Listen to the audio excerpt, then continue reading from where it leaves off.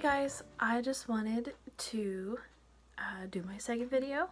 Well, I have to tell you that Kathleen Lights is one of my favorite YouTubers. She's my inspiration and I always want to be funny like her and she always looks put together. She has a studio, her hair is nice, her makeup's nice, and as you've seen, this is the second video I've done no makeup. My shirt looks half washed like in those commercials and I use dryer sheets, which is a fabric softener. But apparently you have to use Downy. I'm a home health aide by trade.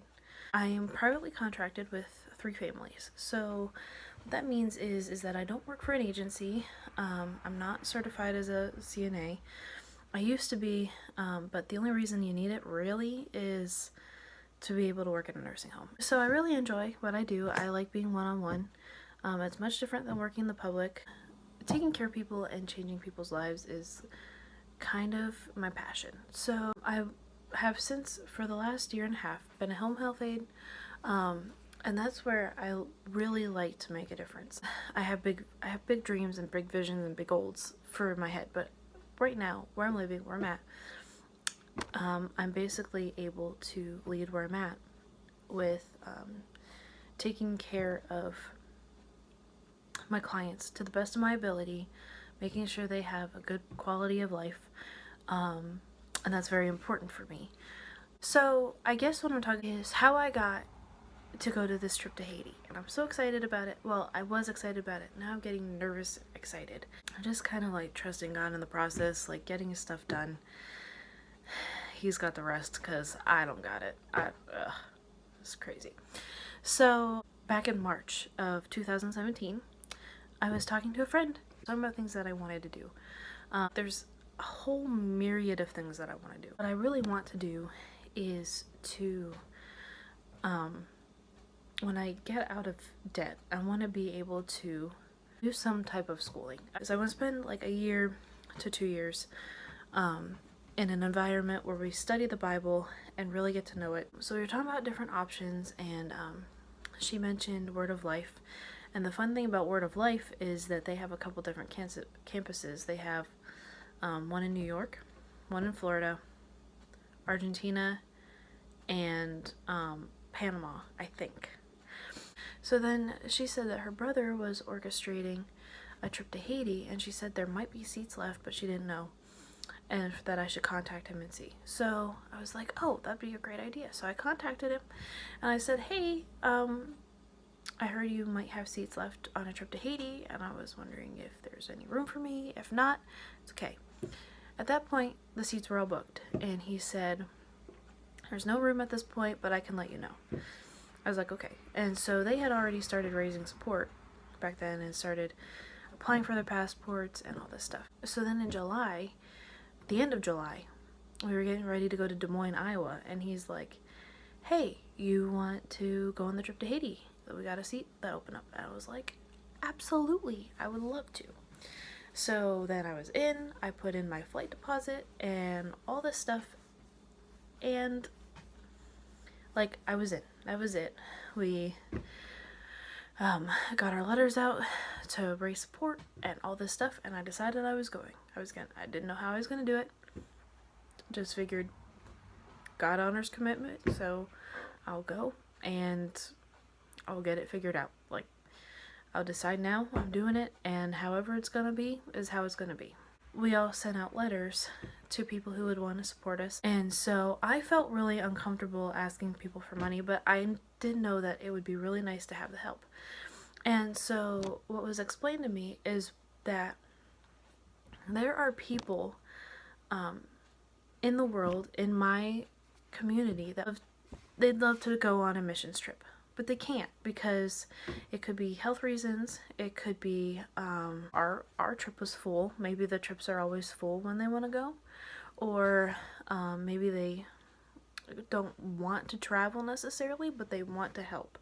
So asking someone to support in a trip financially just helps them to be able to have a part in what you're doing and all this stuff. And I was like, that makes a lot of sense. And so I went through and I was going through some of the people, and there were some people it was awkward for me to send the letter to because I knew them as an acquaintance, or I knew them from a past church or school or whatever, and it was awkward for me to send those letters.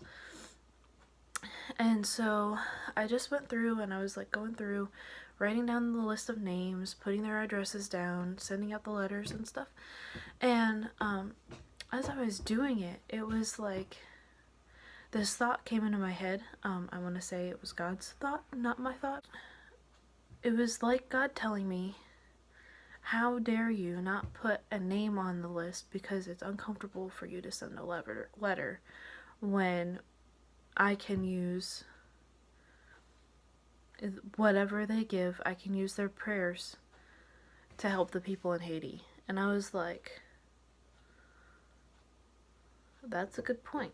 So, as uncomfortable as it was, I wrote the names down, I sent the letters,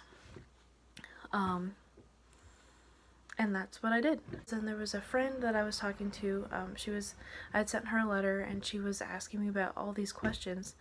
I guess I should back up. Of course, when you do something great, you decide to do something that's in God's will for you, you get negative feedback. And so I had gotten negative feedback pretty quickly. So I don't want to get into it because I love these people. I know that they have the best interest in mind. But I was talking to this friend about the trip who was asking me questions. And because it was so recent to the negative feedback that I got, I went into that conversation with the tainted goggles of what I had experienced not that long before. I was instantly guarded, and I didn't want to be defensive. I recognized it right away, and I talked to the leader in the group that we're going to Haiti with, and I was like, I noticed that I feel very guarded and very defensive right off the bat when somebody asks a question. And I was like, that's not okay. It's a brand new person. I have heard before that a tailor is the only person that measures a person correctly because they measure a person for a suit each time they come in because the person changes. And so I was like, I can't take the same old ruler for somebody else and match it up to this next person that because they're asking questions, this is kind of how it's going to be. So he's like, well, she might have picked up on it, she might not have. She probably did because people usually can tell. You're serving people all throughout your life, and so you'll get negative at you, but just serve people more than they deserve, and it should work itself out in the end. So in the end, I did apologize to her, and she was very gracious about it. She said she didn't take it that way. And then she ended up, like, donating more than I even expected. We had this long conversation. I thought maybe she'd give me $50, and it was much more than that, and I'm so grateful to her. I'd want to give her a shout out, but I don't know if she's comfortable with that. And I definitely don't want to step on toes. So I'm just going to keep her anonymous, but if she's watching this video, she knows who she is. So then in December, things got really hairy. I ended up calling a friend. Well, it's the same friend that I talked to in March. I called her just crying. Like, I was so stressed out. I didn't know how I was going to be able to make this trip. Like, the trip itself is pretty much paid for. There's just a little bit left that I would have to pay for if I don't get enough funding for it. But like stressed out about bills and stressed out about how I'm gonna pay for stuff when I'm gone and not working and not able to make up the income that I'm gonna be making. So because up until this point, anytime that I take time off, I'm usually able to make it up in some way, and so this is just a big chunk of time I'm not going to make up. And so I was really getting stressed out about it. I'm gonna cry because it's so cool. So I called her and I was like, I'm so stressed out. She's like, don't let God not be able to work in your life because you're stressed out about finances. She's like, he always provides. He honors commitment. And it's gonna be okay. All that to say, like, even this last month, I was still, like, trying not to be worried about it and still praying and still, like, I know you got a plan, but, like, I don't know how it's gonna work. Even yesterday, I was talking to my sister about trying to figure out stuff, and God's just working it out as we go, like, day by day. It's not in this magical, in an instant, he's gonna give me the amount of money I need to be able to do all this stuff and I can plan it out. No, it doesn't work that way. I don't know why it doesn't work that way, but it just doesn't. Like, that's why it hit me emotionally, because like, it just, he works stuff out. And that's all I can say. So I had this friend at a seminar ask me, so you just decided to go to Haiti? And I was like, yeah, basically. And that's kind of like how I decided to go to Haiti. Now I have a lot of loose ends I have to tie up, and I'm working a crazy amount of hours, plus going to Albany this weekend. So I have like a ton of stuff I have to work out. Like, I definitely have to get bug spray. I'm really scared about it having DEET in it. I'm not really an organic, necessarily chemical free person necessarily, but there's like chemicals I don't want to put in my body.